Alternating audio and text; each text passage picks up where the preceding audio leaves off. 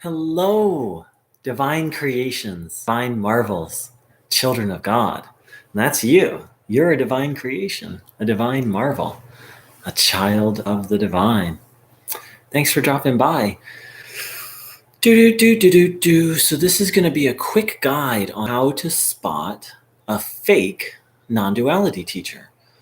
Now it's very easy because most people who are teaching non-duality are teaching fake non-duality called Neo-Advaita. I advise you to do a little research on that phrase. There's lots of people here on YouTube making wonderful videos about it. And it's very important, and it truly is a virus. And it's very easy to catch it. It's highly communicable. So, how to spot it? Very simply this. A Neo-Advaita teacher only has one teaching, and everything they say is going to be based around you are the self, or just inquire, or who is it that feels this? Anything themed to the question of self-inquiry. Now, the reason this is a telltale sign that you're dealing with really a fake guru, and by fake, not just fake, but this is dangerous. Someone who is a fake guru is like seeing a fake doctor. The picture I chose for this video, I chose it very consciously because true non-duality is an actual deconstruction of your sense of self, your views on reality. It's not something to take lightly. And that's the thing. Neo-Advaita teachers take it very lightly, and they're just kind of like, well, whatever goes. Like, you are the self, or just inquire. Whereas traditional Advaita Vedanta is actually a systematic process of shifting your identity.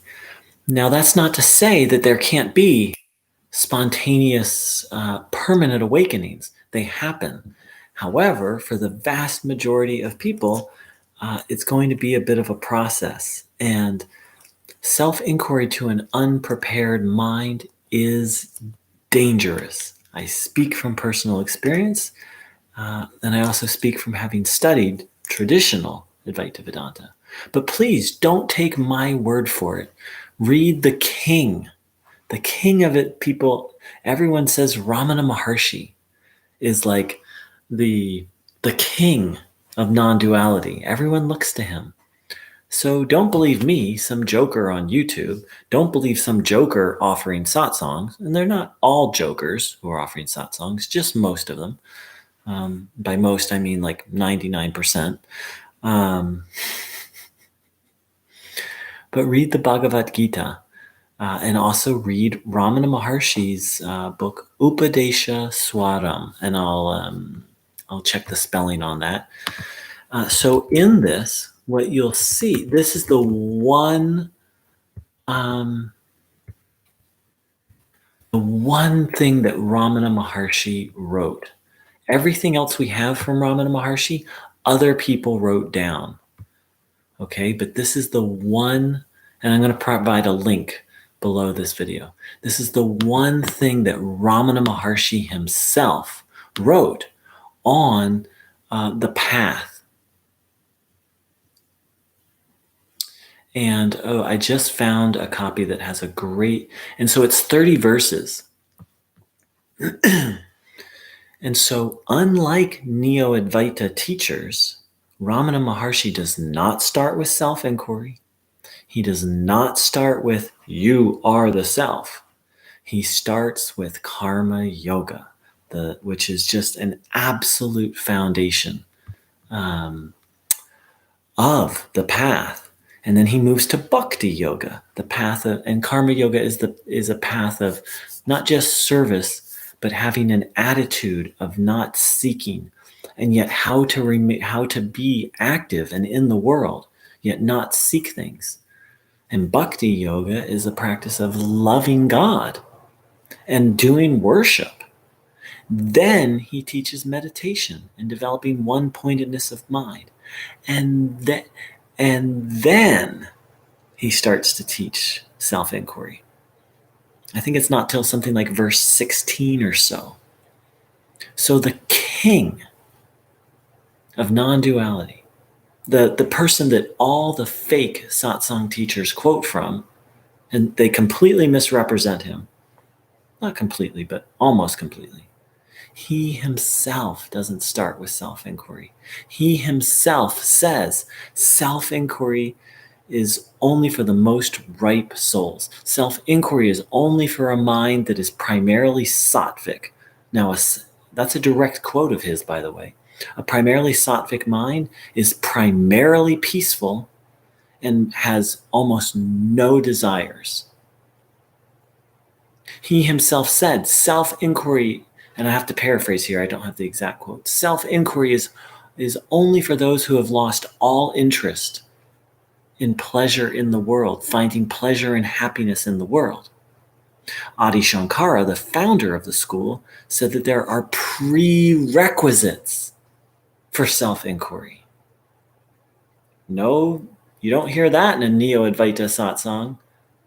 They just like move people right to self-inquiry, and it's very harmful. Now, there are a few people who are ready for it, who it's helpful, no doubt about it. But the majority of people will make no progress, or it'll actually be harmful. Don't take my word for it. Check out some of the other videos on YouTube. I'll do a quick search and see what are some good ones.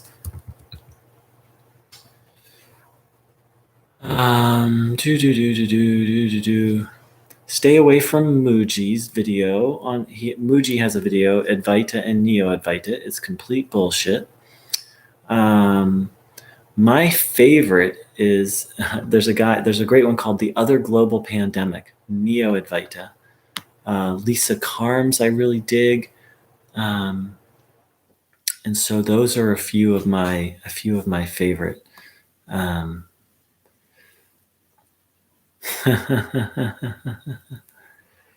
Let's see if there's any others.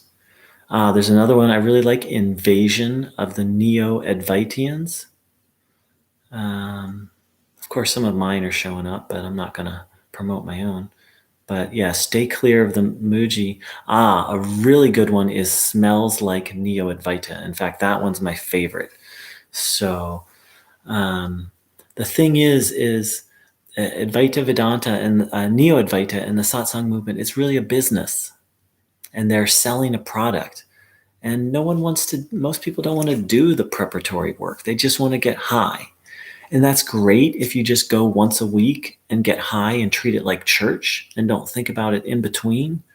But if you take it seriously, you have to find a true teacher. And I am not putting myself as that. I'm just a yogi. I'm still on the path. I haven't reached the place of effortless samadhi, meaning effortless union with God. Ramana Maharshi himself said to one particular seeker, and I believe this, I'll have to think if what he said about in general, but he said, right now you must make effort, and at a certain point you will be unable to make effort. So as long as you are able to effort at anything, like effort at your work, relationship, pursuing anything, as long as you still have that capacity, then I don't want to say that. What I'll just say is the goal is effortless communion with God. And as long as there is some effort, as long as there's still the capacity for effort, it's important to be making the right effort. And self-inquiry is the wrong effort unless you're properly prepared. So please don't believe anything I say, but also don't believe anything these Neo-Advaita jokers say. Turn to someone like Ramana Maharshi. Turn to the Bhagavad Gita. And thank you so much for dropping by this video. I'm going to put some things below in the links. I'm going to put some links below this video. And have a beautiful day. Take care.